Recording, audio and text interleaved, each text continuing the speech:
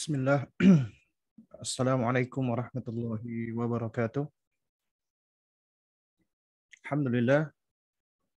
Wassalatu wassalamu ala rasulillah wa ala alihi wa sahbihi wa man walah. Amma ba'du. Alhamdulillah, kita bersyukur pada Allah Subhanahu wa taala di pagi menjelang siang hari ini kita diperkenankan kembali oleh Allah untuk bersua melanjutkan kajian rutin bulanan kita, di mana di pertemuan terakhir kita telah menyelesaikan Kutayib Syarah Thalathatil Usul atau 3 landasan utama. Dan insya Allah di kesempatan ini kita akan membahas risalah yang kedua. Ya, ini bagi teman-teman yang udah pernah mempelajari buku Mutun Thalibil Ilm, yaitu biasanya setelah Thalathatul Usul kita mempelajari Al-Qawaidul Arba. Al-Qawaidul Arba artinya Al-Qawaid, landasan atau kaidah-kaidah Al-Arba yang 4. 4 kaidah dalam hal ini maksudnya adalah di dalam memahami hakikat tauhid. Dan risalah ini juga ditulis oleh Syekhul Islam Muhammad bin Abdul Wahhab rahimahullahu taala. Dan ini adalah risalah yang ringkas sebenarnya, tapi syarat dan penuh dengan faidah. Ya. Nah, insya Allah di kesempatan ini kita akan sebagiannya merujuk dari syarah Al-Qawaidul Arba yang ditulis oleh Fadilatul Syekh Haytham bin Jamil Sarhan hafizahullah, yang berbentuk diagram-diagram ini Insya Allah di dalam Al-Qawaidul Arba kita akan mempelajari setidaknya ada 3 bahasan utama Jadi ada 3 bahasan utama. Yang pertama adalah al-muqaddimah, yaitu pendahuluan. Pendahuluan atau pengantar dari Fadilatul Syekh atau Syekhul Islam Muhammad bin Abdul Wahhab rahimahullah, yang berisi tentang unwanus sa'adah. Unwanus sa'adah artinya tanda kebahagiaan. Ya, jadi kita akan mempelajari di sini ada 3 tanda kebahagiaan yang apabila ketiga hal itu ada pada seorang hamba, maka Allah Subhanahu wa taala akan memberikan kebahagiaan kepadanya. Ya. Lalu kemudian yang kedua adalah ahammiyatu dirasatu tauhid. Urgensi mempelajari tauhid. Artinya nanti di sini akan disinggung tentang kenapa kita harus belajar tauhid. Dan sini menariknya Syekhul Islam Muhammad bin Abdul Wahhab rahimahullah melakukan pendekatan yang logik dengan memberikan kias seperti orang sholat Nanti akan kita baca Baru kemudian setelah itu akan masuk ke materi inti al-qawaid. Ada 4 kaidah. 4 kaidah yang akan kita bahas atau kita pelajari insyaallah taala. Nah, suatu hal yang baik ataupun bagus sebenarnya adalah jika kita ingin mempelajari suatu buku atau tulisan, penting bagi kita untuk berusaha mengetahui kerangka atau frame isi dari buku atau risalah tersebut. Di antaranya dengan kita baca daftar isi. Karena kalau kita tahu daftar isinya, maka itu akan lebih mudah bagi kita untuk menelaah buku tersebut. Nah, termasuk nanti 4 kaidah. Kaidah yang kita bahas ini, yang pertama, al-qaidatul ula adalah annal kufar fi zamani Rasul alladhi qatalahum kanu mukirrina bi tauhidir rububiyah wa lam yakunu mukirrina bi tauhidil uluhiyah. Jadi kaidah pertama yang nanti akan kita pelajari adalah bahwasanya orang-orang kafir di zamannya Rasulullah, yang mana mereka diperangi oleh Rasulullah, mereka itu menetapkan tauhid rububiyah. Artinya mereka mengakui tauhid rububiyah, Allah sebagai pencipta, Allah sebagai pengatur, Allah pemberi rezeki. Tapi mereka tidak mengakui Allah di dalam hal uluhiyahnya. Artinya memberikan hak kepada Allah di dalam peribadatan. Ini kaidah yang pertama. Kemudian kaidah yang kedua, bahwasanya annal kuffara fi zamani Rasulil sallallahu alaihi wasallam alladzina qatalahum kanu ya'buduna al-asnam.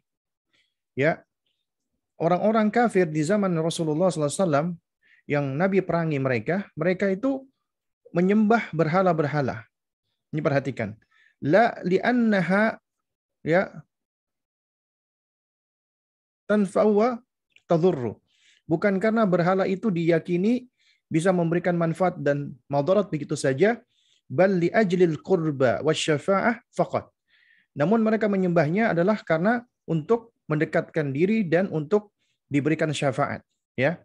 Jadi orang-orang musyrikin di zaman Nabi dahulu, mereka tidak meyakini yang mereka sembah itu bisa memberikan manfaat dan madarat. Tapi mereka menyembahnya untuk mendekatkan diri kepada Allah dan mencari syafaat darinya. Kemudian al-qaidatu tsalitsa, kaidah yang ketiga, anna Nabiy sallallahu alaihi wasallam dhahara ala nasin mutafarriqin fi ibadatihim lam yufarriq bainahum. Nabi SAW itu beliau muncul ya di tengah manusia yang bermacam-macam peribadatannya. Ada yang menyembah matahari, ada yang menyembah bulan, ada yang menyembah batu dan seterusnya. Ya, dan Nabi SAW itu tidak membeda-bedakan mereka. Artinya semuanya musyrik. Orang musyrik itu adalah satu agama, agama kesyirikan. Apapun yang mereka sembah. Ya, selama mereka tidak menyembah Allah Subhanahu wa taala atau mereka menyekutukan Allah dengan sesuatu, maka mereka sejatinya millah yang satu. Ya, meskipun sesembahan mereka beraneka ragam. Nah, kemudian al-qaidatu rabi'ah maksud saya, kaidah yang keempat ya, bahwasanya anna musyriki zamanina a'dhamu syirkan minal awwalin. Bahwasanya orang-orang musyrik di zaman kita itu ternyata lebih parah kesyirikannya daripada ya orang-orang musyrik di generasi awal. Ya, nanti ini akan kita bahas secara terperinci insyaallah taala. Ya, kita bahas insyaallah secara detail. Nah, sekarang kita coba menelaah ya matan ya atau isi. Jadi sebagaimana tadi telah saya terangkan, kita akan membahas setidaknya ada 3 bahasan utama. Muqaddimah ya yang berisi unwanus sa'adah, kemudian ahamiyatu dirasatu tauhid, urgensi mempelajari tauhid, dan baru kita masuk ke al-qawaid, kaidah-kaidahnya. Nah, di sini kita perhatikan yang di bagian kanan, ini adalah matan ya. Matan atau isi tulisan dari Syekhul Islam Muhammad bin Abdul Wahhab rahimahullahu taala. Qala al-muallifu rahimahullah, penulis berkata, Bismillahirrahmanirrahim, dengan nama Allah yang Maha Pengasih lagi Maha Penyayang. Ini sebenarnya sudah pernah kita bahas di kajian kita sebelumnya, ya. Cuma di sini kita murajaah sedikit ya. Kita lihat penjelasan Syekh ya Aitham Jamil Sarhan hafizahullahu taala yang ada di bagian kiri sini. Ya, sababu ibtida'il musannif al-matan bil basmalah. Sebab penulis mengawali matanya dengan basmalah. Apa sebabnya? Ya, yang pertama, iqtidaan bi kitabillahi wa bi rasuli wal anbiya'i alaihi salam. Yaitu untuk meniru atau mencontoh. Mencontoh apa? Pertama, kitabullah Al-Qur'an. Kalau kita perhatikan Al-Qur'an diawali hampir semuanya dengan basmalah kecuali satu surat saja, yaitu surat apa? Surat At-Taubah atau surat Al-Bara'ah. Jadi mengikuti Al-Qur'an. Al-Qur'an kalamullah. Yang kedua, bir rusul, mengikuti para rasul, ya, wal anbiya, dan para nabi, ya. Jadi mengikuti sunnahnya para nabi dan para rasul, bukan hanya sunnahnya Rasulullah saja, tapi sunnahnya para nabi dan para rasul, ya. Sebagaimana Nabiullah Sulaiman alaihissalam ketika beliau menuliskan surat ya untuk Ratu Bilqis, ya, beliau menyebutkan ya apa namanya, wa innahu min Sulaimana wa innahu bismillahirrahmanirrahim. Ya. Kemudian yang kedua adalah ta'asyan biman qablahu minal ulama'i was-salafil ladzina kanat min 'adatihim ya bada'a tasanifahum wa mu'allafatahum bil basmalati. Ya, dalam rangka untuk meneladani atau mencontoh ya para ulama salaf ya sebelum beliau, itu sebelum penulis ya Syekhul Islam Muhammad bin Abdul Wahhab, yang mana kebiasaan mereka adalah mengawali tulisan atau buku-buku mereka dengan basmalah. Jadi kita mengikuti kebiasaannya para salaf, kebiasaan yang baik. Kemudian yang ketiga adalah min babi tabarruki bismillah ya al-karim. Termasuk bab bertabarruk, tabarruk artinya mencari keberkahan, ya. Mencari keberkahan dengan menyebut nama Allah yang mulia. Nanti di sini kita akan singgung sedikit tentang al-barakah atau tabarruk, karena ternyata Syekh juga mendoakan para pembacanya dengan keberkahan. Nah, baik. Kita lanjutkan ya. Qala al-muallif rahimahullahu taala, penulis berkata, As'alullah al-karim. As'alu, aku meminta Allah kepada Allah al-karim, yang maha mulia, yang maha dermawan, ya.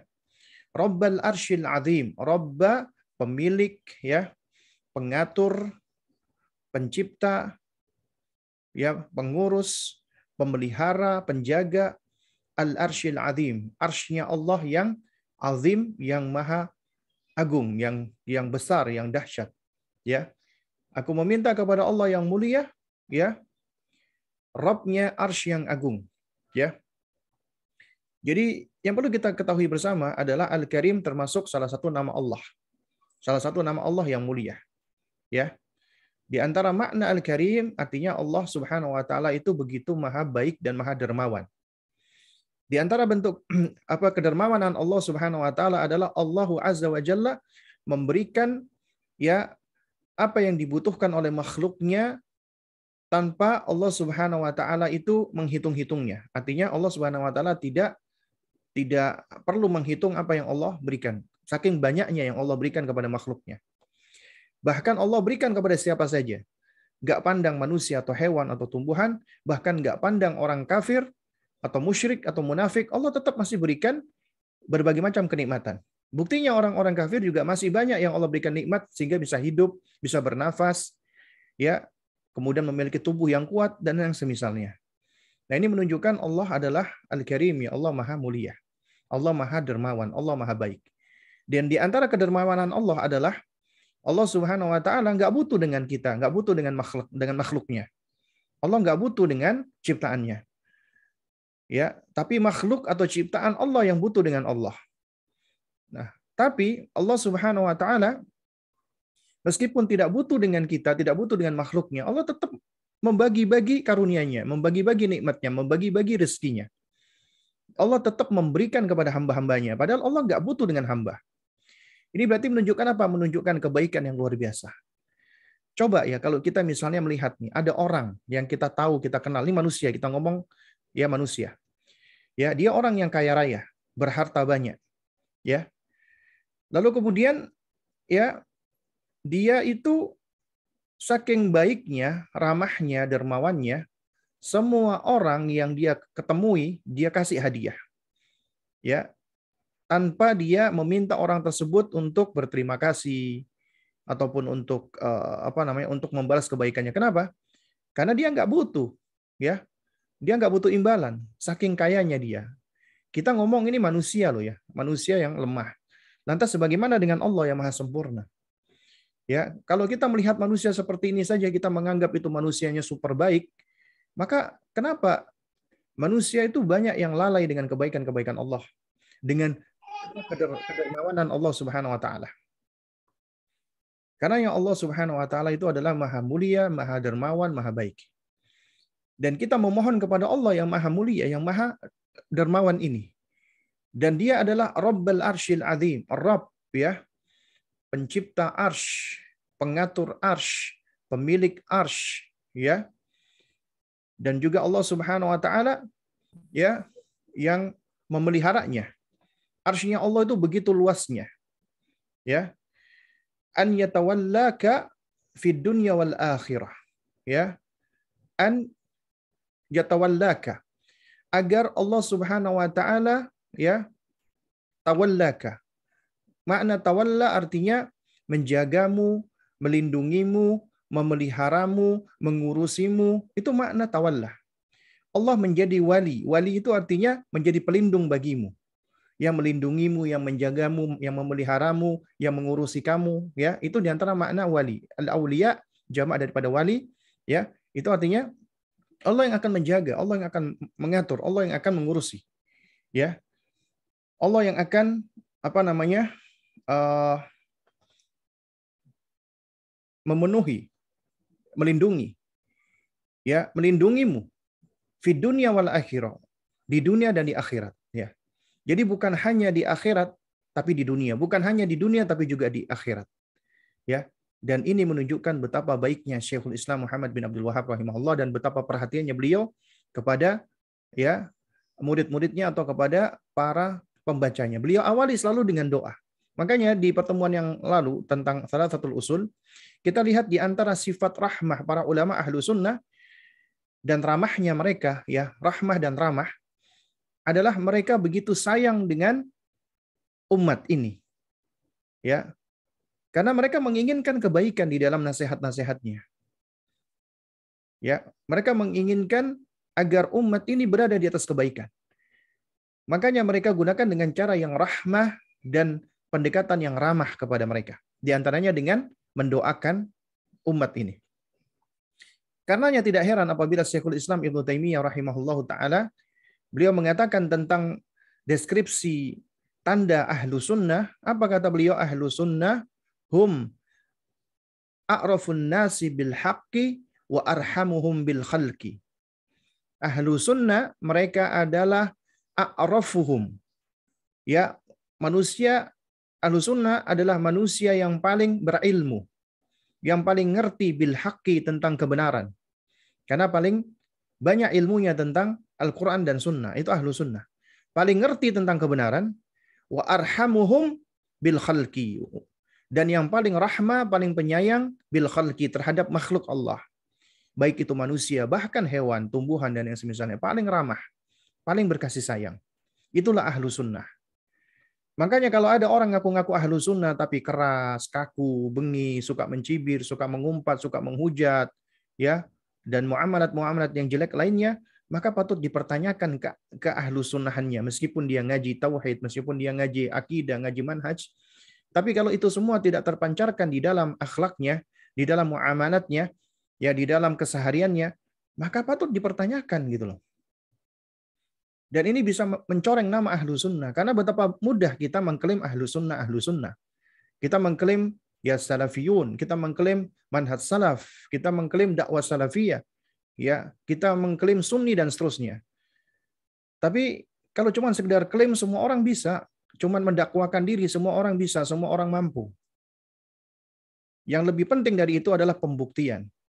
Makanya dikatakan di dalam sebuah idiom, ad-da'awi ma lam tuqimu 'alaiha bayyinatin abna'uha ad'aya. Orang yang ngaku-ngaku suka mengklaim, nggak ada buktinya, cuman ngaku-ngaku doang gitu loh. Ya. Nah, karenanya harus ada bukti. Buktinya itu tampak dari mana? Dari sikap, ya, dari zahirnya. Ya, dari perilakunya, dari perbuatannya, dari khuluk dan suluknya, dari akhlak dan dari behavior, dari attitude-nya. Itu akan kelihatan. Dan Syekh di sini mendoakan ya agar Allah menjagamu di dunia dan di akhirat. Ini menunjukkan akhlaknya Syekh yang luar biasa. Menginginkan kebaikan. Kemudian di sini Syekh ya Haitham Jamil Sarhan hafizahullah beliau menukilkan ucapan Ibnu Taimiyah yang berkaitan dengan kata yatawallaka, ya, semoga Allah melindungi dan menjagamu. Kata Ibnu Taimiyah rahimahullah taala di sini ya bisa dilihat, man kana mu'minan taqiyan kana lillahi waliyan, ya. Barang siapa dia adalah mukmin, orang yang beriman, taqiyan, bertakwa, kana lillahi waliyan, maka Allah Subhanahu wa taala akan menjadi wali baginya. Allah akan menjaganya, melindunginya. Artinya apabila seseorang itu dia beriman kepada Allah dan bertakwa kepada Allah, Allah akan jaga, pelihara, lindungi. Ya. Wa dalilu qauluhu ta'ala, dalilnya adalah firman Allah Subhanahu wa taala, ala inna awliya Allahi la khaufun alaihim wa lahum yahzanun. Ketahuilah sesungguhnya ya wali-wali Allah, ya, maka tidak ada rasa takut, ya, dan tidak pula mereka bersedih, ya. Jadi siapa yang beriman dan bertakwa kepada Allah, maka dia adalah wali bagi Allah. Ya, di antara makna wali adalah orang yang dekat. Ya, orang yang dicintai. Itu di antara maknanya, ya. Nah, jadi di dalam ayat ini Allah mengatakan sesungguhnya wali-wali Allah itu tidak ada rasa ketakutan pada mereka dan tidak pula bersedih. Alladzina amanu wa kanu yattaqun. Mereka adalah orang-orang yang beriman dan mereka adalah orang-orang yang bertakwa. Nah, ini di antara dalilnya, beriman dan bertakwa.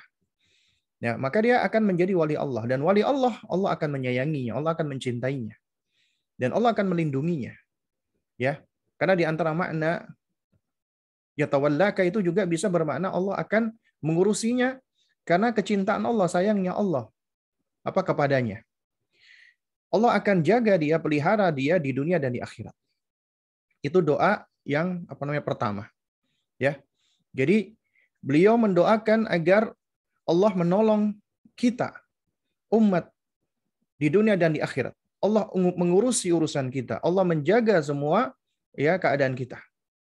Dan siapa yang Allah Subhanahu wa taala ya jaga, pelihara, maka dia akan menjadi wali Allah. Ya. Dan Allah akan mudahkan semua urusannya. Nah, lalu kemudian afwan. Kemudian Syekhul Islam Muhammad bin Abdul Wahab rahimahullah ya melanjutkan doanya. Jadi tidak hanya satu doa, beliau lanjutkan lagi doanya. Ya, wa an yaj'alaka mubarakan aynama kuntah. Ya, wa an yaj'alaka mubarakan aynama kuntah. Artinya wa an yaj'alaka, dan semoga Allah menjadikan Anda mubarakan, yaitu diberkahi, aynama kunta, dimanapun Anda berada. Subhanallah. Ya, beliau mendoakan dimanapun kita berada, Allah memberkahi kita. Ya, agar umatnya Muhammad SAW ini selalu mendapatkan keberkahan. Ya, nah, mubarakan di sini ya, kita coba baca ini penjelasan dari Syekh Haitham Jamil Sarhan ya, di bagian kiri ini ya. Bentar.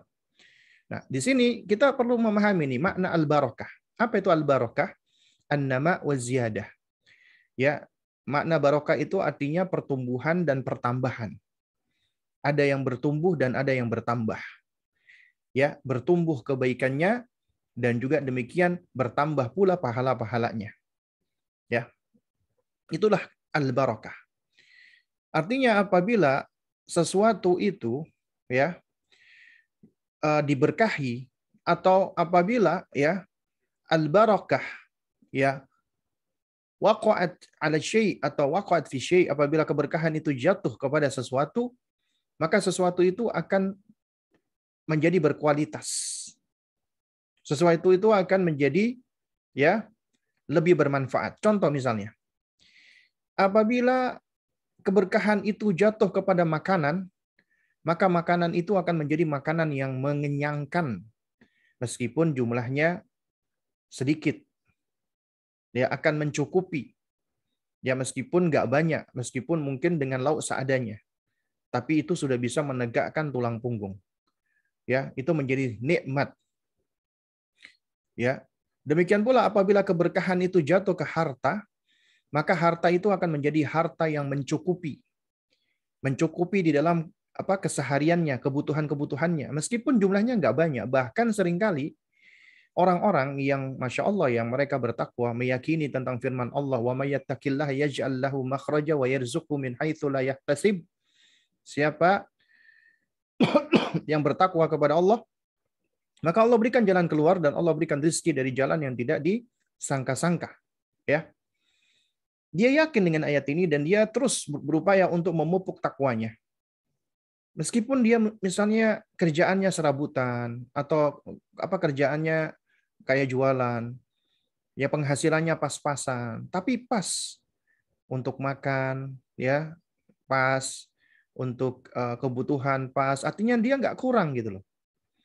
Ya, memadai, mencukupi. Tapi kalau dihitung secara matematika, secara ilmu akuntansi mungkin, kok kayaknya bakal kurang gitu loh. Kalau menurut logika, ini seharusnya hutang dong, seharusnya defisit. Tapi nggak ada defisitnya. Sementara di sisi lain ada orang-orang kaya, raya, berharta, berlimpah, mobilnya banyak, rumahnya luxury dan seterusnya. Tapi ternyata dia banyak hutangnya, hidupnya nggak nyaman. Meskipun ya rumahnya tampak begitu nyaman, tapi hidupnya nggak nyaman, penuh dengan kecemasan. Ya, nggak tenang hidupnya, nggak damai hidupnya. Berarti ini menunjukkan hartanya tidak berkah. Sementara apabila keberkahan itu jatuh, meskipun di harta yang sedikit, itu akan mencukupinya. Demikian pula apabila keberkahan itu jatuh ke waktu seseorang, maka waktu itu akan menjadi waktu yang bermanfaat. Waktu yang tidak terbuang sia-sia. Ya. Nah, karena itulah ya, kalau kita perhatikan nih tentang Nabiullah Isa alaihissalam ya. Sebagaimana Isa alaihissalam itu ya, beliau ketika masih bayi ya, Allah berikan kemampuan untuk berbicara. Dan di antara yang beliau katakan adalah waja'alani mubarakan aina ma kuntu. Dan Allah Subhanahu wa taala menjadikan aku seorang yang diberkahi dimanapun aku berada. Ya. Nah, jadi Allah memberikan keberkahan kepada Nabiullah Isa alaihissalam. Ya, keberkahan di dalam banyak hal. Ya.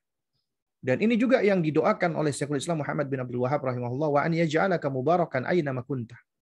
Semoga Allah ya menjadikanmu ya diberkahi dimanapun kamu berada. Kamu mendapatkan ya pertumbuhan dan pertambahan kebaikan dan pahala. Ya, ilmumu bermanfaat, waktumu berguna ya. Kemudian juga engkau dicukupi di dalam kebutuhanmu ya. Itu adalah di antara tanda keberkahan. Kemudian juga ada istilah tabarruk tadi ya. Seperti ketika kita mengucapkan basmalah, itu termasuk tabarruk. Tabarruk artinya adalah tolabun nama wa ziyadah. Kita mencari pertumbuhan dan pertambahan, kebaikan, pahala dan seterusnya. Nah, jadi apabila seseorang itu dia mencari keberkahan terhadap sesuatu, itu namanya tabarruk. Dia bertabarruk. Nah, nanti akan kita pelajari sedikit ya di slide ataupun di halaman berikutnya dari syarah yang ditulis oleh Syekh Haitham, itu beliau akan menerangkan sedikit tentang at-tabarruk ya. Nah, adapun al-mubaraka ya, al-mubarak adalah huwallazi yuntafa'u bihi ya haitsu hal ya. Dia adalah orang yang dirinya itu atau keberadaannya itu bermanfaat bagaimanapun kondisinya. Karena dia adalah orang yang diberkahi. Jadi ini doa ya, mohon maaf. Ini doa yang luar biasa. Yaitu mendoakan keberkahan dimanapun kita berada. Wa an yaj'alaka mubarakan aina ma kunta. Semoga Allah memberikan keberkahan dimanapun engkau berada. Ya. Nah, jadi ya ini doa yang sangat penting sekali. Doa yang sepatutnya kita berusaha untuk mencari keberkahan. Ya. Dan juga agar kita bisa mendatangkan keberkahan bagi orang lain. Karena apabila seseorang mendatangkan keberkahan, maka dia akan mendatangkan kebaikan dan manfaat. Ya. Dan ini digambarkan sama seperti sebuah pohon ya. Nabi pernah mengibaratkan ini seperti sebuah pohon. Ya, di mana Nabi mengatakan inna minasyajari lama barakatuhu ka barakatil muslim. Sesungguhnya ada ya suatu pohon yang keberkahannya sama seperti seorang muslim. Ini Nabi pernah sampaikan ke tengah-tengah sahabatnya ketika itu dihadiri oleh Abdullah bin Umar radhiyallahu taala anhu. Kemudian Nabi bertanya, ya, tahukah kalian pohon apa ini? Lalu kemudian para sahabat ketika itu nggak ada yang menjawab. Sementara Abdullah bin Umar terbetik di dalam dirinya, oh itu maksudnya an-nakhla, itu pohon kurma. Tapi beliau enggan untuk menjawabnya. Dikarenakan adanya orang-orang senior di dalam majelis itu, diantaranya Abu Bakar dan ayahnya. Ya. Nah, jadi inilah ya keberkahan itu. Nah, Taib. Sekarang coba kita lihat di sini tentang al-barakah ya. Kita coba baca penjelasan Syekh tentang tabarruk ya. Mencari berkah. Kalau orang kita ngomongnya ngalap berkah. Nah, jadi ngalap berkah itu ada dua macam. Pertama tabarruk masyru' ya, yang disyariatkan, yang diperbolehkan. Yang kedua tabarruk mamnu. Ya, tabarruk atau ngalap berkah, mencari berkah yang terlarang. Kenapa? Wa huwa ma lam yathbut fi syai' syar'an wala hissan. Yaitu ya bertabaruk dengan cara yang tidak ada ketetapannya atau dalilnya sedikit pun, baik secara syariat ataupun secara indrawi. Ya, wa huwa min anwa'i syirkil asghar, dan ini termasuk jenis-jenis syirik kecil. Ya, termasuk jenis-jenis syirik kecil. Nanti kita akan contohkan sedikit ya. Nah, sekarang kita baca dulu ini. At-tabaruk yang masyru' itu ada dua macam. Yang pertama yang syar'i, yang kedua yang hissi. Yang syar'i tentunya yang ditetapkan oleh syariat. Ya, ada dalilnya secara syar'i. Contohnya salat, ya as-salatu fil Masjidil Haram, salat di Masjidil Haram atau di Masjid Nabawi itu tentunya ada keberkahan padanya, ya.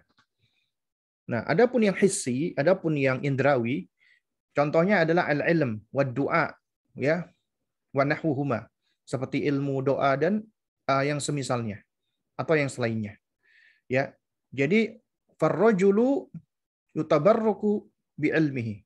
Seseorang itu boleh diambil berkahnya dari ilmunya, dengan ilmunya. Artinya dia orang yang berilmu, maka kita hadir di majelisnya, kita belajar, mengambil ilmunya, ya, agar kita mendapatkan keberkahan ilmu. Jadi bukan berkah pada orang itu, ya. Misalnya ada ustadz atau kiai atau habib, orang yang berilmu, kita bertabaruk, ya, mencari keberkahan dari ilmunya dengan cara kita mempelajari ilmunya. Bukan kita bertabaruk dengan sosoknya, dengan individunya, dengan zat orang tersebut. Misalnya seperti ngusap-ngusap tangannya, mencium tangannya, ya, atau yang semisalnya. Maka ini adalah, ya, termasuk tabaruk yang mamnu, tabaruk yang terlarang. Karena ini hanya khusus untuk Rasulullah. Ya. Karena Rasulullah itu adalah makhluk Allah yang penuh dengan keberkahan. Sahabat dulu bertabaruk dengan Rasulullah, dengan keringatnya, bahkan mohon maaf ya, dengan air ludahnya. Karena berbeda, nggak sama dengan manusia lainnya. Keringat beliau itu harum, air ludah beliau itu harum. Ya, para sahabat itu bertabaruk mencari berkah dengan tubuhnya Rasulullah, dari rambutnya Nabi dan yang semisalnya. Tapi ini hanya khusus untuk Nabi SAW. Ya, hanya khusus untuk Nabi. Karena setelah Nabi meninggal dunia, coba kita lihat siapa manusia yang paling utama setelah Rasulullah wafat. Ya, Abu Bakar, kemudian Umar, kemudian Utsman, kemudian Ali. Ada nggak para sahabat Nabi ridwanullah alaihim ajmain ketika Rasulullah wafat, mereka bertabaruk dengan Abu Bakar, dengan keringatnya, dengan tubuhnya, atau dengan Umar, atau yang semisalnya? Nggak ada. Ya. Juga pamannya Nabi Al-Abbas juga ketika itu masih hidup, dan nggak ada yang bertabaruk dengan pamannya Nabi. Dan Al-Abbas sendiri juga tidak pernah melakukan hal-hal seperti ini. Nah, jadi nggak boleh bertabaruk dengan individu atau orang tersebut. Tapi boleh bertabaruk dengan ilmunya atau dengan doanya, ya. Wa da'watuhu ilal khair, yaitu kita meminta dia untuk mendoakan kita kepada kebaikan.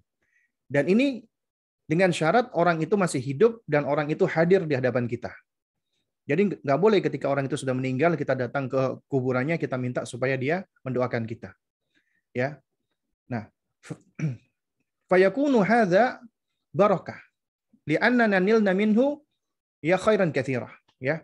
Maka inilah, ya, maka ini semua itu adalah keberkahan. Kenapa? Karena kita memperoleh darinya, ya, kebaikan yang begitu berlimpah, yaitu melalui ilmu atau melalui doanya. Dicontohkan di sini ke kutubi Syekhul Islam, seperti buku-bukunya Syekhul Islam Muhammad bin Abdul Wahhab, wa ghairihi, atau selainnya seperti Syekhul Islam Syekhul Islam Ibnu Taimiyah, kemudian Ibnu Qayyim dan yang semisalnya. Minal a'immatil ladzina wadha'a Allah fi kutubihim al-barakah wal khair, ya, yaitu dari para imam yang mana Allah Subhanahu wa taala wadha'allahu fi kutubihim al-barakah. Allah meletakkan atau Allah menempatkan di dalam buku-buku mereka itu keberkahan, wal khair, dan kebaikan, ya. Wantafa'ati bihal ummah, sehingga umat dapat mengambil manfaat darinya. Jadi itu adalah bertabaruk yang diperbolehkan, ya. Nah, jadi kalau mau mencari berkah, itu boleh kita mencari berkah misalnya dari ilmu seseorang, dari doa seseorang, ya. Karena ini memang ilmu itu berkah, ya. Nah, tapi jangan mengambil keberkahan, mencari keberkahan dari sosok atau dari personnya. Nah, toib.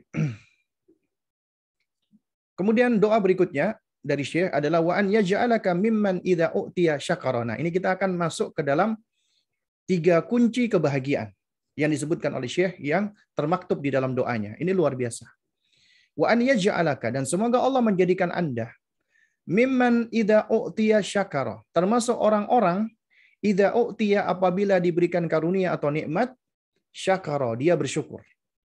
Dia bersyukur apabila dia diberikan nikmat. Wa idza betuliya sabara, Wa idza dan apabila ubtuliya dia diuji, sabara, dia bersabar. Wa idza aznaba istaghfara. Wa idza dan apabila aznaba dia melakukan dosa, istaghfara, dia memohon ampun kepada Allah. Ya. Nah, ini menunjukkan bahwasanya siapa sih di antara kita yang tidak pernah berdosa? Ya. Kata Nabi SAW, kullu bani Adam khata. Semua anak keturunan Adam itu berdosa, bersalah. Ya. Tapi Nabi mengatakan, wa khairul khata'ina tawwabun. Dan sebaik-baik orang yang melakukan salah, dia selalu bertaubat kepada Allah. Di antara taubat adalah dengan memperbanyak istighfar. Ya. Dia beristighfar. Nah, ini adalah 3 kunci kebahagiaan yang disebut oleh Syekhul Islam Muhammad bin Abdul Wahhab di dalam doanya. Jadi apabila Anda ingin mendapatkan kebahagiaan, ya, maka apabila Anda diberikan karunia, bersyukurlah kepada Allah. Jika Anda diuji, bersabarlah. Jika Anda bersalah, segera istighfar, mohon ampun kepada Allah. Makanya beliau mengatakan, fa inna haula'i tsalatsu unwanus sa'adah. Karena sesungguhnya ketiga hal ini adalah tanda dari kebahagiaan. Siapa sih yang nggak kepingin bahagia?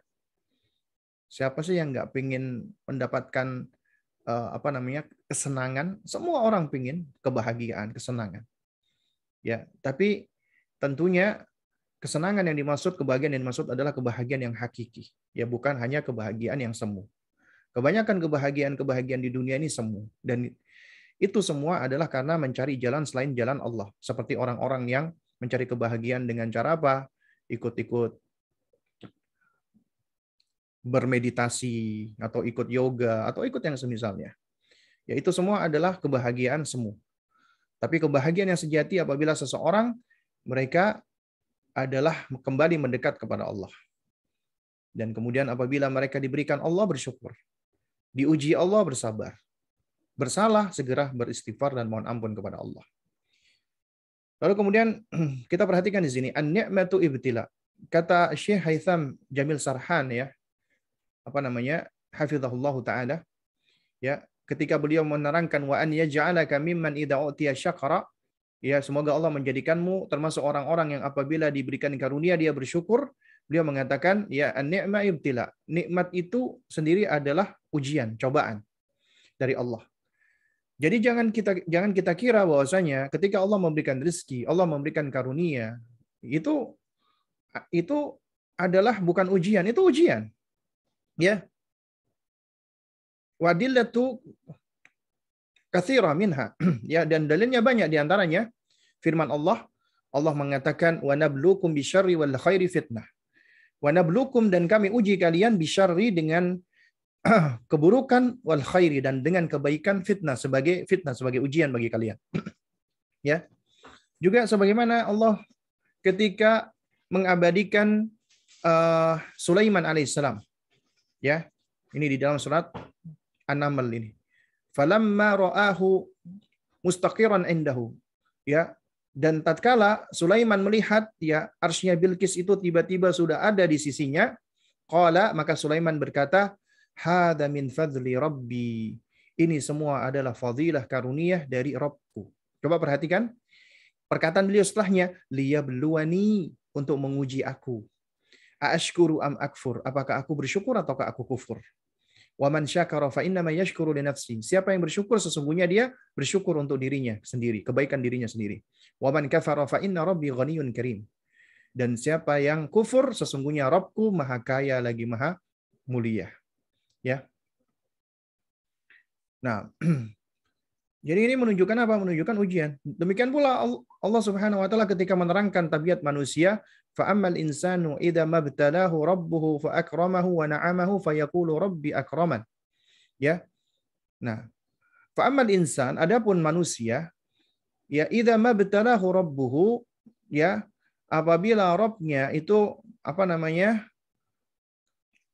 tidak mengujinya, fa akramahu, dan malah memuliakannya, wa na'amahu, dan memberikan kenikmatan, fayaqulu, maka dia akan mengatakan rabbi akraman, sungguh Rabbku telah memuliakan aku. Ya. Juga di antaranya hadis Nabi disebutkan oleh Syekh Haitham di sini adalah anna thalathata min bani Israil fa aradallahu an yabtalihim, ya. bahwasanya ada 3 orang dari Bani Israel, Allah bermaksud untuk menguji mereka. Ini ada hadisnya cukup panjang sebenarnya, ya. Nah, ini menunjukkan bahwasanya ternyata karunia atau nikmat Allah itu juga ada ujian. Nah, kemudian di sini ya Syekh Haitham Jamil Sarhan beliau menerangkan bahwasanya nikmat yang berkaitan dengan tauhid rububiyah dan tauhid uluhiyah, ya, dan mensyukurinya itu ada 2 macam.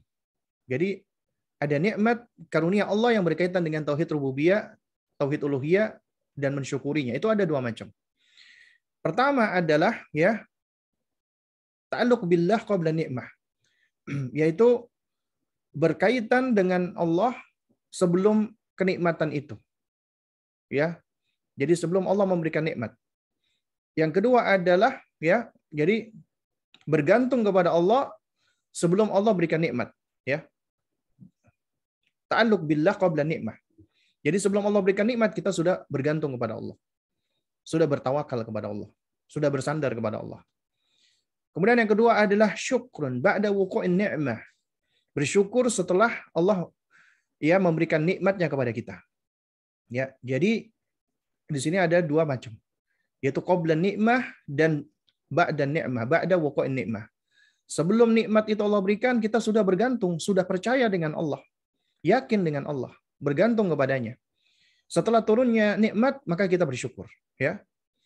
Makanya kata Syekh Haitham bin Jamil Sarhan hafizahullah, wa hadha an-naw' ya yatatallabu minal 'abdi i'tiqadan wa imanan jaziman bi anna al-mun'im huwa Allah subhanahu wa ta'ala. Ya, macam ini itu merupakan konsekuensi atau menuntut dari seorang hamba untuk meyakini dan mengimani secara pasti bahwa yang memberikan karunia atau nikmat itu adalah Allah Subhanahu wa taala. Allah lah yang memberikan nikmat. Ya. Fala yata'allaqu qalbuhu bi ghairillah. Ya, sehingga hatinya tidaklah bergantung kepada selain Allah. Wala yatlubul khaira illa min Allah, dan tidaklah dia meminta kebaikan kecuali hanya kepada Allah. Jadi ini sebelum Allah berikan nikmat, maka hati kita harus sudah bergantung kepada Allah. Meyakini Allah la al-mun'im. Allah lah yang memberikan kenikmatan. Nah, ini berarti termasuk apa? Tauhid rububiyah. Allah yang memberikan nikmat, Allah yang memberikan karunia. Ya. Dan hati kita tidaklah boleh bergantung ya kecuali hanya kepada Allah, dan enggak boleh meminta nikmat, karunia, kebaikan kecuali hanya kepada Allah. Ini termasuk tauhid uluhiyah, ya. Nah, makanya dikatakan fakama annal jannata tutlabu minallah subhanahu wa ta'ala li'annahu huwa malikuha kadzalika rizq la yumkinu an yutlab illa minallah subhanahu wa ta'ala, ya. Nah, ini penjelasan yang bagus sekali ya oleh Syekh, yaitu sebagaimana surga itu diminta dari Allah Subhanahu wa taala. Kenapa? Li'annahu huwa malikuha, karena Allah yang memiliki surga. Allah yang menciptakan, Allah yang menguasai, dan Allah yang memiliki surga tersebut. Maka sebagaimana surga itu kita meminta kepada Allah surga, ya. Wa nas'alukal jannata, ya. Maka kadzalika demikian pula rizqu, rezeki. Ya, la yumkin, enggak sepatutnya, ya. Jadi seharusnya tidak mungkin ya an yutlab illa minallah, untuk dipinta kecuali dari Allah. Jadi artinya ya rezeki juga harus minta dari Allah sebagaimana kita minta surga kepada Allah. Ya, karena rezeki juga Allah yang menentukan. Di antara dalilnya adalah firman Allah, wa tawakkal 'alal hayyil ladzi la yamut. Bertawakkallah kalian kepada yang maha hidup, yang tidak pernah mati. Allah Subhanahu wa taala. Ya. Kemudian juga di dalam firman Allah, innal ladzina ta'buduna min dunillah la yamlikuna lakum rizqan. Ya. Sesungguhnya mereka ya apa namanya? Nah, afwan. Sesungguhnya ya berhala-berhala atau yang engkau sembah selain Allah tersebut, maka sejatinya mereka itu la yamlikuna lakum rizqan, tidak mampu memberikan kepada kalian rezeki, ya. Fabtaghu indallahi rizqa, bahkan mereka itu yang disembah, mereka itu malah yang mengharapkan rezeki dari Allah. Jadi misalnya matahari yang disembah, mayit yang disembah, bulan yang disembah, semuanya itu malah bergantung kepada Allah, meminta rezeki kepada Allah agar Allah menjaga dan memeliharanya. Tapi kenapa malah manusia itu menyembah makhluk-makhluk Allah tadi yang tidak bisa memberikan sesuatu apapun. Ya. Nah, yakni indallahi la inda ghairi rizq. Yaitu di sisi Allah, tidak di sisi selainnya rezeki, ya. Wa'buduhu washkuru lahu. Maka sembahlah dia Allah semata dan bersyukurlah kepadanya. Jadi ini adalah bergantung kepada Allah sebelum nikmat itu Allah turunkan kepada kita. Adapun setelah itu syukur. Setelah wuku'in nikmah, ba'da wuku'in nikmah. Setelah nikmat itu kita peroleh, maka kita wajib bersyukur. Ya, wa yakunu bi, hendaknya bersyukur itu dengan 3 hal. Pertama bil qalbi. Kedua bil lisani, ketiga bil jawarih. Ini rukun syukur. Karena apabila salah satu dari 3 ini tidak ada, maka syukurnya akan runtuh. Ya, harus dengan 3 ini. Dengan hati, dengan lisan, dan dengan amal perbuatan. Anggota tubuh. Ya. Bagaimana cara bersyukuri dengan hati? Wa dzalika bisidqil iman. Itu dengan benarnya iman wal i'tiqad, dengan lurusnya akidah, keyakinan, ya, wat taslim at-tam, dan juga dengan berserah diri secara totalitas bi anna razzaq al-mun'im huwallah. Bahwasanya yang memberikan rezeki dan yang memberikan nikmat adalah Allah Subhanahu wa taala semata. Ya, wa anna kulla ma bil 'abdi min ni'matin hiya min 'indillahi subhanahu wa ta'ala. Dan meyakini bahwasanya segala apa yang ada pada hamba dari nikmat itu datangnya dari Allah Subhanahu wa taala. Itu berasal dari Allah. Misalnya ada orang punya rumah, punya harta, kemudian ngasih kepada kita, itu sejatinya adalah milik Allah, dari Allah. Allah berikan kepada orang tersebut melalui perantaraan ya orang yang memberi kepada kita. Ini mengajarkan juga kepada kita ya di dalam hal pendidikan, terutama pendidikan hati, menumbuhkan rasa syukur kepada Allah ya untuk anak-anak kita. Maka ketika kita memberi, jangan langsung kita beri, jangan langsung kita bilang, "Nak, Abi punya uang, Nak. Abi dapat ini, Nak. Ini buat kamu hadiah." Udah selesai. Gitu doang. Seakan-akan tidak ada nilai pendidikan imannya. Nah, pendidikan iman akan kita peroleh apabila kita ya sudah mengajarkan kepada mereka, "Nak, alhamdulillah, Nak, Abi dapat rezeki. Allah berikan Abi rezeki. Abi kemarin dapat bonus, Nak. Allah yang berikan." Ya. Nah, karena Abi dapat rezeki, Allah titipkan buat kamu juga, Nak. Bagian kamu rezeki dari Allah. Agar dia tahu semuanya dari Allah sehingga dia akan selalu bersyukur. Ini pendidikan hati. Kemudian syukur bil lisan, dengan lisan. Wa dzalika bitahaddusi bi ni'matillah. Di antaranya dengan cara kita tahadduts bi ni'matillah. Yaitu tahaddus, menceritakan nikmat Allah. Jadi boleh orang menceritakan alhamdulillah, ya. Saya kemarin mendapatkan karunia dari Allah. Ya boleh. Tapi memang at-tahadduts bin ni'mah ini haddul fasil, yang bisa memilah antara benar tidaknya itu adalah hati. Ya, apakah dia bermaksud riya, pamer, ataukah dia bermaksud untuk bersyukur, tahadduts bin ni'mah. Jadi kalau misalnya ada orang dia menceritakan tentang nikmat yang ada pada dirinya, ya, maka itu nggak keluar dari 2 hal. Entah dia riya, ingin pamer, atau entah dia ingin tahadduts bin ni'mah. Seorang mukmin hendaknya mendahulukan berbaik sangka, husnudzon. Ya, apabila ada orang menceritakan tentang nikmatnya, maka kita husnudzon. Ini bisa jadi ungkapan syukur dia, gitu loh. At-tahadduts bin ni'mah. Kemudian wa hamidahu, dan memuji, menyanjung Allah, ya, alaiha, atas karunia-Nya. Ya. Naam. Wa syakarahu, dan juga bersyukur kepada Allah, ya, atau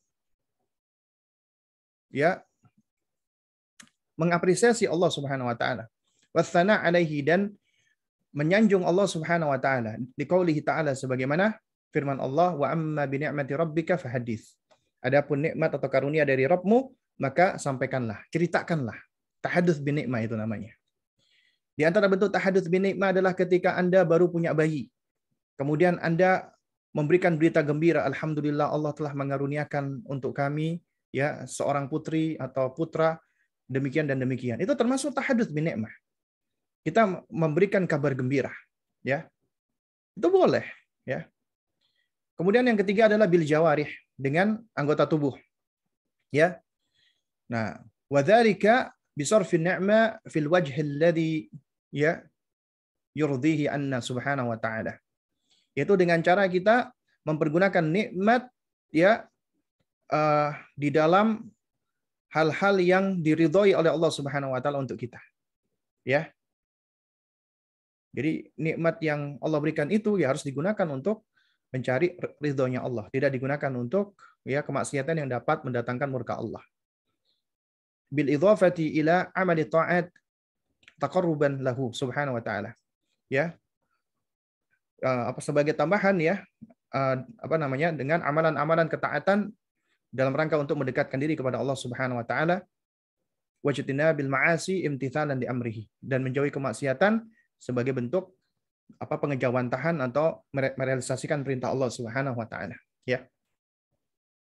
Nah, jadi harus mempergunakan karunia nikmat tersebut dengan anggota tubuh kita itu harus terrefleksikan. Kita gunakan nikmat tersebut dalam rangka ketaatan kepada Allah, tidak dalam rangka kemaksiatan. Nah, ya. Kemudian wa idza btuliya sabara, apabila diuji oleh Allah dia bersabar. Li'anna sabra wajibun bijma'il ummah, karena sabar itu wajib menurut kesepakatan umat, ya. Nah, di sini disebutkan annasu inda hululil masa'ib ya fid dunya yanqasimuna ila arba'i aqsam wa hiya ila arba' aqsam ya. Manusia ketika datangnya musibah, bencana ya terhadap dunianya itu ada 4 macam ya. Pertama adalah mutasakhid ya, yaitu orang yang apa namanya nggak mau terima gitu, marah dengan keputusan ataupun ujian tersebut. Yang kedua sabirun, orang yang bersabar. Yang ketiga radhin, orang yang ridho. Yang keempat syakirun, orang yang bersyukur. Jadi ada 4 tingkatan ya ketika adanya ujian. Ketika adanya ujian, ya itu ada 4 tingkatan. Ini penjelasan dari wa idza btuliya sabara. Apabila engkau diberikan ujian oleh Allah, engkau bersabar. Ya, karena ketika ujian itu datang, manusia ada 4 macam. Yang pertama adalah mutasakhitun. Ya, orang yang enggak terima dengan ketentuan Allah, orang yang marah dengan ketentuan Allah. Yang kedua sabirun, yang sabar. Yang ketiga radin, yang ridha. Yang keempat syakirun. Kata Syekh di sini ya, at-tasakhut ya, jadi perbuatan enggak terima tadi, marah tadi ya, itu muharram, adalah haram tentunya. Wa huwa kabiratun min kaba'iri dzunub. Ini termasuk salah satu dosa-dosa besar. Dan yang namanya apa namanya? Tasakhut itu ada 3 macam. Bil qalbi au bil lisan au bil jawarih. Bisa dengan hati, bisa dengan lisan, atau bisa dengan anggota perbuatan tubuhnya. Contoh di sini sebutkan ya. At-tasakhut bil qalbi. Ya, marah dengan hati, enggak terima atas ketentuan Allah. Qala al-Imam Ibnu Qayyim al-Jauziyah ya, qala al-Imam Ibnu Qayyim al-Jauziyah. Ya, ini ada yang apa keliru ya. Karena apabila disebut Ibnu Qayyim al-Jauziyah, seharusnya nama al-Qayyimnya tidak pakai alif lam, ya Ibnu Qayyim al-Jauziyah. Karena kalau dikasih alif lam, maka nama al-Jauziyahnya ini tidak perlu disebutkan. Jadi Ibnul Qayyim langsung. Kalau disebutkan al-Jauziyahnya, maka seharusnya Ibnu Qayyim al-Jauziyah. Ya. Bima ma'nahu ya. Al-Imam Ibnu Qayyim al-Jauziyah rahimahullah, beliau berkata yang maknanya adalah anna ba'dhan nas la yatajasar an yaqula hadha bilisanihi walakinna nafsahu allati ya baina jambihi tashhadu ala dzalika bi dhannihi bi rabbih dhanna as-su. Ya. Yaqulu bi qalbihi rabbi zalamani, rabbi haramani, rabbi mana'ani ila akhirih. Apa namanya? Mustaqil ya. Mustaqil atau mustakthir. Fatashfi nafsika fa hal anta salim ya. Fa in tanju minha tanju min dhi azimin ya. Nah. Jadi kata Ibnu Qayyim rahimahullah taala ya, yang secara makna ya ini disebutkan ya. Jadi Syekh di sini tidak menyebutkan secara apa namanya secara teksnya ya. Namun beliau sampaikan secara maknanya ya, ini tujuannya mungkin dalam rangka untuk memperingkas penjelasan Syekh ya, yaitu penjelasan Ibnu Qayyim ya.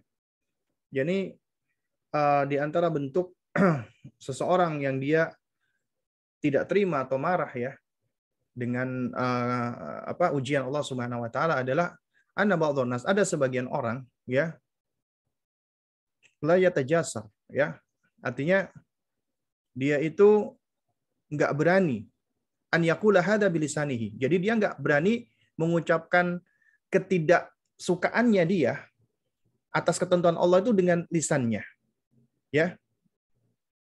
Jadi dia nggak ngomong gitu loh. Ya, walakin nafsahu allati ya baina jambaihi tashhadu ala dzalika. Akan tetapi dirinya ya, yaitu yang paling dekat dengan dirinya, yaitu hatinya, itu yang menjadi saksi atas hal ini. Ya, yaitu bidzannihi bi rabbih dzannasu, yaitu dengan prasangka yang buruk terhadap Rabb-nya. Ya, yaqulu biqalbihi, dia berkata di dalam hatinya. Jadi di dalam hatinya terbetik ya, Rabbi zalamani, aduh Rabbku telah menzalimi aku, Rabbi haramani, ya Tuhanku telah telah menjauhkan aku ya, telah mencegah aku, telah menganiaya aku ya. Jadi itu muncul di dalam hatinya. Juga banyak orang-orang yang mungkin ya di dalam hatinya ketika dia diuji, ya Allah, apa salahku ya Allah? Kenapa aku engkau uji seperti ini? Ya. Ya Allah, kenapa engkau uji aku dengan ujian seperti ini? Ini meskipun dalam kalimat-kalimat pertanyaan ya, itu sebenarnya mengandung bentuk tasakhut ya, yaitu dia marah dan enggak terima dengan ketentuan Allah Subhanahu wa taala. Ya. Fa mustaqilun au mustakthir, baik sedikit ataupun banyak. Ketika muncul di dalam hati seseorang ya, kemudian dia punya pikiran terhadap Allah, apa salahku ya Allah? Ini kan tanya kan. Kenapa engkau timpakan aku ini ya Allah? Itu di dalam hatinya. Dia enggak ngomong. Ini termasuk tasakhut bil qalbi. Ya. Apalagi kalau sampai di dalam hatinya dia udah menvonis, ini lebih parah lagi. Ini sudah jatuh kepada nifak. Udah jatuh kepada kemunafikan.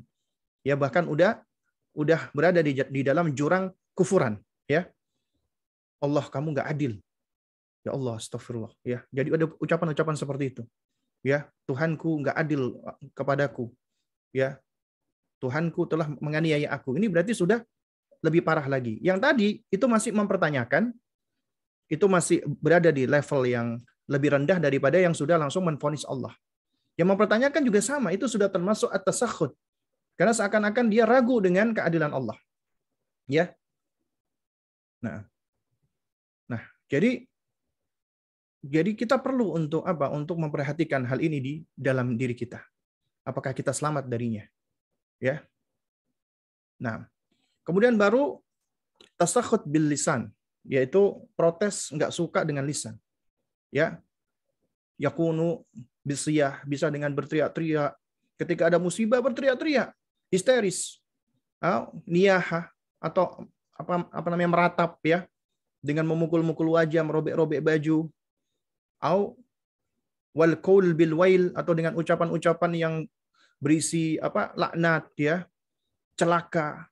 Misalnya ketika ada badai yang celaka, badai yang dia ngomong ya, misalnya mencela ya, gitu loh, mengumpat ya. Ya. Wathubur wal la'n wasab ya. Nah, itu adalah bentuk-bentuk laknat ya, cercaan, cemoohan ya. Ini semua adalah bentuk dari tasakhut ya, dengan lisan. Kemudian tasakhut bil jawarih ya, yaitu protes atas ketentuan Allah, ujian Allah ya, enggak terima, marah dengannya dengan anggota tubuh adalah ya yakunu bi latmil khudud, dengan menempeleng pipi sendiri ya. Wasyaqqal juyub, merobek-robek baju, kain ya. Kemudian wanatfush syu'ur, kemudian menjambak-jambak rambut, yaitu di antara bentuk seseorang at-tasakhut ya. tidak bersabar atas ketentuan Allah, tapi malah marah dengan ketentuan Allah. Ini termasuk al-kabair, dosa besar. Nah, kemudian tingkatan kedua, orang yang dia mendapatkan ujian, as-sabru. Dia bersabar. Ya, hukmuhu wajib. Ini wajib hukumnya. Ya, kalau tadi ya tasakhut hukumnya haram, bersabar dengannya dengan ujian hukumnya wajib. Bijma'il ummah. Sesuai dengan kesepakatan umat. Ya. Wa yajibu an yasbira biqalbihi. Dia wajib untuk bersabar dengan hatinya. Wa bilisanihi, dengan lisannya. Wa bijawarihi, dan juga dengan anggota tubuhnya. Karena sabar itu harus dengan tiga ini, dengan hati, lisan, dan anggota tubuh. Sebagaimana tadi tasakhut itu juga bisa dengan hati, lisan, dan anggota tubuh. Yaqulul Imam Ahmad. Imam Ahmad berkata, ya. Warada sabru fil Qur'ani fin nahwi tis'ina mawdi'an. Sabar itu di dalam Al-Qur'an itu ada pada setidaknya 90 tempat, ya. Wa huwa wajibun bijma'il ummah, dan ini sabar ini wajib ya sesuai dengan kesepakatan umat. Wa huwa nisful iman, dan sabar itu separuh dari keimanan. Karena separuhnya lagi adalah syukur, ya. Fa innal imana nisfan, karena iman itu ada dua macam, ya. Ada dua, ya. Yaitu nisfu sabr wa nisfu syukur, yaitu yang pertama adalah sabar, yang kedua adalah syukur, ya. Di Madarijus Salikin Ibnul Qayyim rahimahullahu taala. Kemudian yang ketiga adalah ar-ridha. Ya, yang lebih tinggi daripada orang yang bersabar adalah ridha. Dia ridha dengan ujian Allah tersebut. Ya. Jadi bukan hanya sabar, udah di atasnya ridha karena dia yakin dengan keputusan Allah. Maka hukmuhu mustahab, hukumnya ini disukai. Ya. Orang yang melakukan ini berarti tingkatannya sudah lebih tinggi lagi, udah di atas sabar. Ya, wa huwa martabatu a'la minas sabr, dan ini tingkatan yang lebih tinggi daripada sabar. Dia ridha. Dia yakin karena semuanya itu adalah sesuai dengan ketentuan Allah. Dia yakin bahwasanya apa yang diujikan oleh Allah ini pasti mengandung kebaikan. Dia ridha dengannya. Kemudian tingkatan yang paling tinggi adalah asyukur. Saat musibah dia tetap bersyukur kepada Allah. Hukmuhu mustahab, ya. Hukumnya adalah dianjurkan. Wa huwa afdhal maratib, ya, wa akmaluha. Dan ini adalah tingkatan yang paling tinggi dan yang paling sempurna. Bersyukur. Hatta ketika dalam kondisi dia kesulitan, dia tetap bersyukur kepada Allah. Makanya ketika orang-orang ditimpa musibah, kemudian dia tetap bertahmid, mengatakan alhamdulillahi ala kulli hal. Ya, alhamdulillah itu bentuk dari ungkapan syukur. Ya, segala sanjungan dan pujian bagi Allah, milik Allah, untuk Allah atas segala sesuatu. Ya. Karena apa? Karena hatinya sudah lebih daripada ridha. Bukan hanya ridha, tapi dia yakin bahwasanya apa yang Allah tentukan ini adalah sesuatu yang paling baik baginya. Sehingga dia bersyukur. Ya. Sehingga dia bersyukur. Ini tingkatan yang paling tinggi. Nah, jadi jamaah sekalian mulakan Allah Subhanahu wa taala, ya. Doa yang disampaikan oleh Syekhul Islam Muhammad bin Abdul Wahhab rahimahullah taala, ini adalah doa yang luar biasa, ya. Beliau mendoakan kita agar mendapatkan kebahagiaan, karena ini termasuk unwanus sa'adah, tanda kebahagiaan, ya, yaitu ya wa an yaj'alaka mimman idza utiya syakara. Semoga Allah menjadikan Anda termasuk orang-orang yang apabila diberikan karunia dia bersyukur, karena betapa banyak orang-orang yang enggak bersyukur. Allah seringkali sebutkan di dalam Al-Qur'an, wa qalilum min ibadiyasy syakur. Alangkah sedikitnya orang-orang yang bersyukur, ya. Bahkan juga Allah ketika menyebutkan kebanyakan manusia apa? Wa aktsarun nas la yashkurun. Kebanyakan manusia itu enggak mau bersyukur. Dan Allah doa, dan kita didoakan, ya, oleh Syekhul Islam Muhammad bin Abdul Wahhab rahimahullah, yaitu agar kita bisa bersyukur kepada Allah apabila diberikan suatu rezeki. Bahkan apabila ketika musibah tetap bersyukur. Itu lebih tinggi lagi derajatnya. Wa idza btuliya sabara, dan apabila dia diuji oleh Allah bersabar, ini wajib. Ya, wajib. Bahkan lebih tinggi lagi dia ridha dan dia bersyukur. Wa idza aznaba astaghfara, apabila dia melakukan dosa dia beristighfar. Ya, dia beristighfar. Kenapa? Karena siapa di antara kita yang tidak melakukan dosa? Kita semua pasti melakukan dosa. Dan ketika seorang melakukan dosa, dia langsung beristighfar kepada Allah. Istighfarnya seorang hamba kepada Allah itu menunjukkan hidayah dari Allah, menunjukkan Allah sayang dengannya, Allah peduli dengannya, Allah memberikan perhatian kepadanya. Karena Allah berikan dia taufik, ketika salah dia beristighfar, Allah ampuni dosanya. Ya. Makanya fa inna haula'i tsalatsu unwanus sa'adah. Karena sesungguhnya ya ketiga hal ini adalah termasuk tanda-tanda kebahagiaan. Ya. Tanda-tanda kebahagiaan. Ya. Kebahagiaan di mana? Di dunia dan di akhirat. Nah, karena siapa saja yang dia selalu syukur, sabar, dan istighfar, maka udah cukup. Ini adalah ya hal-hal yang akan mendatangkan kebahagiaan baginya. Dan ini kita masih mempelajari muqaddimah. Nanti insya Allah baru di poin berikutnya kita akan masuk ke dalam pembahasan tentang sebenarnya urgensi mempelajari tauhid ya. Sebagaimana tadi disebutkan di sini di di indeks ataupun yang akan kita pelajari ya. Itu ada 3, al-muqaddimah, unwanus sa'adah sudah kita bahas. Baru nanti di pertemuan berikutnya kita akan membahas ahamiyatu dirasati tauhid.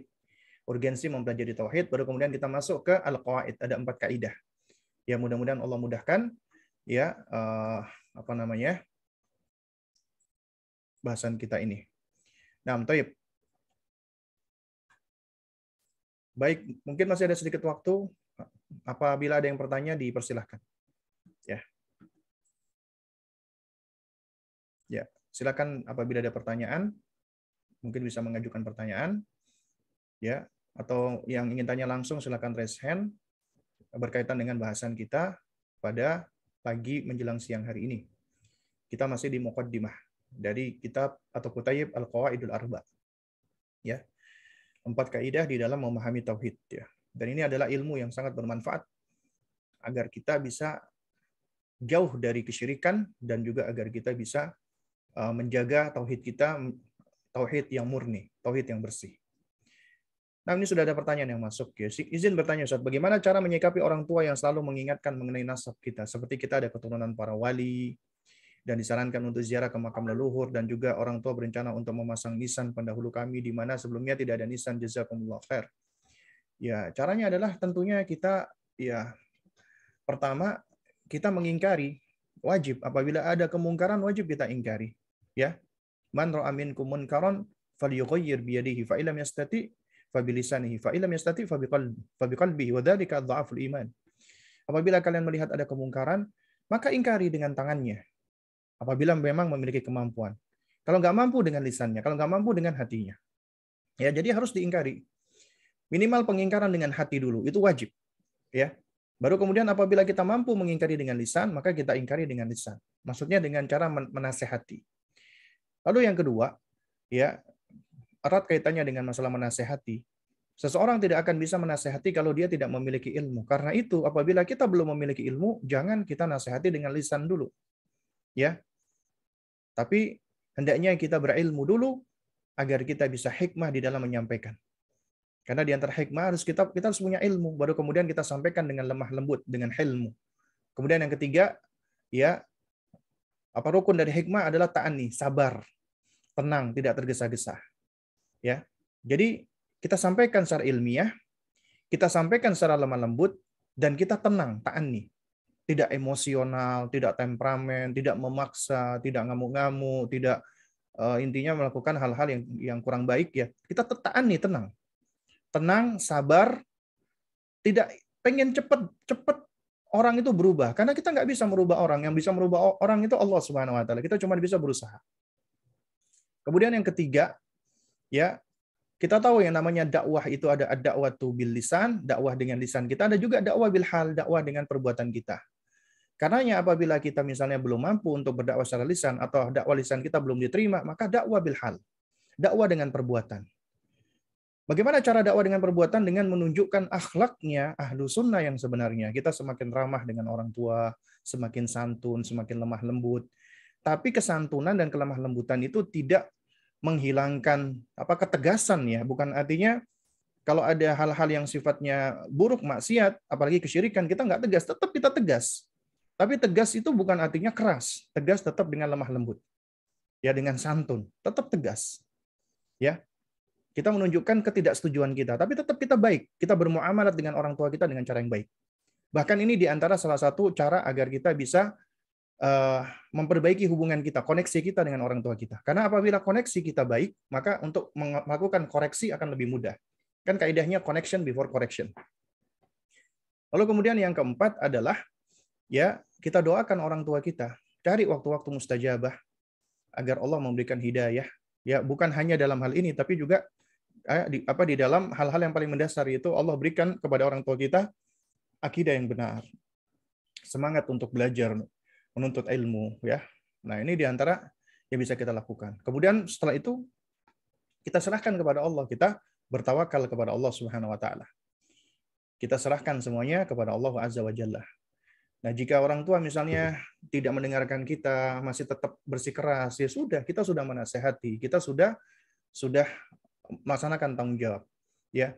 Dan kita berlepas diri dari apa yang dilakukan oleh orang tua kita, ya, meskipun kita tetap harus berbuat baik dengan mereka, bermuamalat dengan cara yang baik dengan mereka. Nah,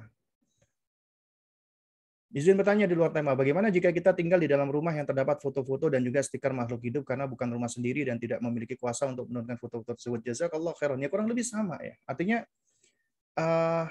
ada hal-hal yang kita memang diberikan kemampuan, bahkan diberikan kekuasaan untuk bisa mengingkari suatu kemungkaran, maka kita wajib. Seperti hadis tadi, man ra'a minkum munkaran falyughayyir biyadihi. Ya, apabila salah seorang dari kalian melihat ada kemungkaran, maka hendaknya dia ubah dengan tangannya. Asalkan dia memiliki kemampuan dan kekuasaan.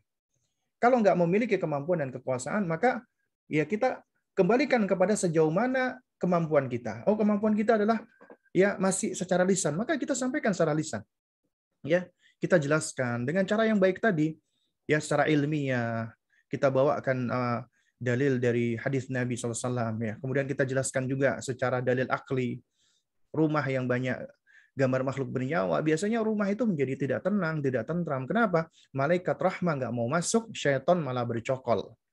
Akhirnya rumah kita dipenuhi dengan keburukan-keburukan. Rumah itu akan menjadi tidak tenang. Ya, rumah surgawi itu adalah rumah yang di dalamnya penuh dengan ketenangan. Dan ketenangan itu diperoleh dengan takwa. Ya, orang-orang di dalamnya itu adalah orang-orang yang bertakwa kepada Allah. Orang-orang yang bertakwa artinya orang-orang yang mereka sibuk dengan ketaatan dan menjauhi kemaksiatan. Dan rumah yang rumah surgawi atau apa namanya, istilahnya baiti jannati, itu adalah rumah yang di dalamnya seringkali diperdengarkan kalam Allah Al-Quran dan kalimat-kalimat yang baik, ya. Dan juga rumah yang di dalamnya tidak dipasang hal-hal yang diharamkan kayak patung makhluk bernyawa, gambar makhluk bernyawa yang dipajang, juga termasuk anjing yang ditaruh di dalam rumah dan yang semisalnya. Malaikat akan menjauh darinya. Jadi kewajiban kita hanyalah menyampaikan, menasehati. Ya, kalau kita tinggal di rumah tersebut dan kita nggak punya wewenang, ya sudah. Ya at least setidaknya di kamar kita sendiri, ya kita lepas gambar-gambar makhluk bernyawa. Karena itu yang mungkin kita sanggupi, kita mampu. Misalnya kita tinggal di rumah orang tua kita masih suka majang-majang gambar. Kita nggak punya kewenangan, kekuasaan dan kemampuan untuk mencopotnya. Tapi kita punya kemampuan untuk mencopot di kamar kita misalnya. Ya, maka kita copot di kamar kita. Nah, ya sembari kita dakwai pelan-pelan dan kita doakan orang tua kita. Wallahu a'lam bishawab. Apakah jika di dalam rumah terdapat binatang pengerat seperti tikus adalah karena dosa pemilik rumah berdasarkan perkataan di bawah ini, ya? Ini Allah fa'arifu dzalika fi khuluqi himari wa khadimi wa imraati. Ya. Wa fa'ru baiti. Ya. Ini perkataan Fudail bin Iyad rahimahullah, ya. Ini juga pernah saya baca, ya. Jadi ini adalah ucapan seorang bapak yang luar biasa. Seorang yang benar-benar mengenal dirinya, bahwasanya dia mengenal dirinya dan mengenal Rabb-nya, penciptanya. Karena dia yakin wa ma asabaka min sayyi'atin famin nafsika. Ya, semua keburukan yang menimpa kamu dari dirimu sendiri, ya. Ya, sehingga ini adalah orang yang benar-benar aware dengan dirinya. Jadi beliau mengatakan, ya sungguh aku benar-benar ketika bermaksiat kepada Allah, ternyata itu berakibat dengan berubahnya ya khuluq, ya, perilaku atau habit, bukan habit, ya perbuatan dari hewan tunggangannya, apa namanya, keledainya, ya, kemudian juga pelayannya dan istrinya, dan juga munculnya tikus. Nah, ini semua ujian. Pasangan yang nggak baik ujian, ya. Kemudian juga kendaraan yang rusak, yang susah dipakai misalnya. Ya baik itu kalau zaman dahulu kan hewan tunggangan, sekarang mungkin kita punya motor tapi motornya suka mogok dan lain sebagainya. Itu juga ujian dari Allah. Kemudian kita punya ART, alhamdulillah ini masih punya ART. Nah, tapi ART-nya misalnya apa namanya pemalas, kemudian nggak ngerjainnya nggak bersih, malah suka ini dan itu, ya itu juga ujian dari Allah. Kemudian di rumah banyak kecoaknya, banyak cicaknya, banyak tikusnya. Ini juga ujian dari Allah Subhanahu wa taala. Ya, ini semua ujian dari Allah. Nah, ujian itu kaidahnya adalah kembali orang-orang yang aware dengan diri, ya, sadar diri. Ya, dia merasa itu dari diriku gitu loh. Dia awali dari dirinya karena kemaksiatanku. Sehingga dia awali perubahan dengan setelah sadar itu salahnya, dia bertobat kepada Allah, istighfar kepada Allah, kemudian baru dia melakukan perubahan dan perbaikan. Ya. Ini yang disampaikan oleh Imam Fudail bin Iyad rahimahullah adalah nasihat. Nasihat. Dan perkataan ulama sejatinya bukan dalil, ya. Artinya kita nggak bisa langsung memastikan. Tapi apa yang beliau sampaikan ini tidak menyelisihi dalil dari Al-Quran dan Sunnah. Karena sejatinya memang demikian. Ya, segala bentuk keburukan dan kejelekan itu ujian dari Allah. Ya, itu semua adalah ya berasal dari diri kita sendiri. Sehingga kita harus mengawali perubahan dari diri kita sendiri. Ini benar yang seperti ini. Tapi jangan sampai salah kaprah, ya. Karena ada orang-orang yang salah kaprah. Salah kaprahnya seharusnya nasihat-nasihat seperti ini itu diterapkan untuk diri kita, tapi malah diterapkan untuk orang lain. Contohnya begini, ya, ada seorang istri misalnya dia melakukan kemaksiatan, ya. Nah, alih-alih ketika dia dinasehatin oleh suaminya, menerima nasihat suaminya, dia malah ini gara-gara Abi nih, Abi juga pasti suka maksiat. Gara-gara Abi suka maksiat, aku jadinya ikut maksiat juga. Jadi yang disalahkan suaminya, ya. Nah, ini yang keliru, yang salah kaprah seperti ini gitu loh. Atau misalnya ketika rumah ada tikusnya. Nah, terus kemudian sang istri ngomel, ini gara-gara Abi nih. Abi ini pasti melakukan maksiat. Ini udah menvonis suaminya. Maksiat di tempat kerja. Akhirnya di rumah ada tikus.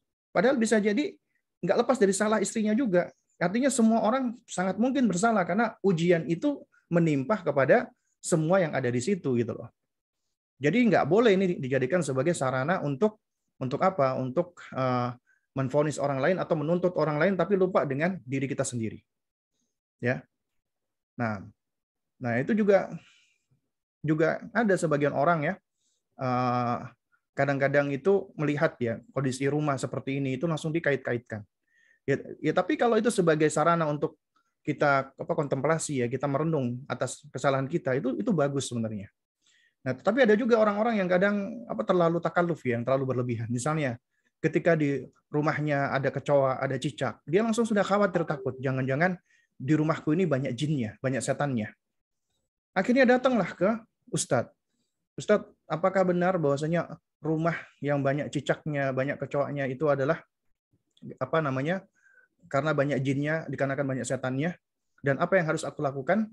Akhirnya apa? Nasihatnya Ustadz tersebut, nasihatnya adalah, ya, jika di rumahmu banyak cicak, banyak kecoa, dan hewan-hewan seperti itu, maka bersihkanlah rumahmu.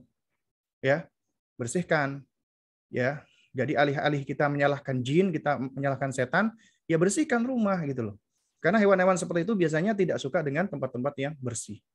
Jadi ini kaitannya sama mindset kita, ya, sama paradigma kita ketika melihat sesuatu. Karena ada orang-orang yang ketika melihat sesuatu, dia lupa dengan dirinya, tapi dia selalu melihat orang lain. Dan ini yang sangat berbahaya. Nah, kemudian ini pertanyaan yang terakhir, ya.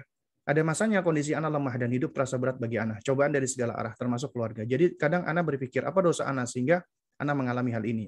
Anak berharap anak bisa mentaubatinya dan hidup anak bisa menjadi lebih baik. Anak juga bisa menjadi pribadi yang lebih baik jika kondisi anak juga lebih baik. Bukankah apa yang kita alami bisa jadi karena dosa yang belum ditaubati atau diampuni? Tolong nasihati anak, Ustaz. Iya, memang benar. Bahwasanya semua yang menimpa kita apapun itu, ya, berupa musibah dan ujian, itu adalah dari diri kita sendiri, dosa kita sendiri gitu loh.